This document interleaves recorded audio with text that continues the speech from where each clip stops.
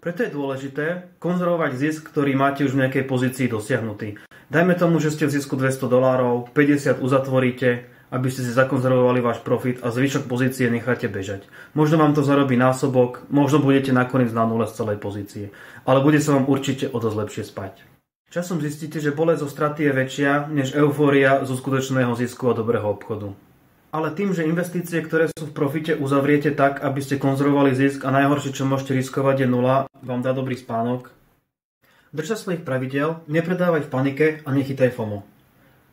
Ak už náhodou uzavrieš nejaký obchod, ktorým si strate, alebo v ktorom si nečakane viac v profite, napíš si to do denníka. Napíš si tam čas, obchodovaný pár, tvoje emócie, tvoje pocity, čo si pociťoval, keď si uzatváral tento obchod.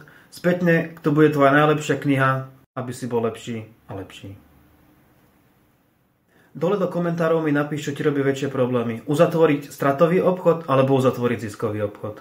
Nezabúdaj, hlavne dobrý spánok pri obchodovaní.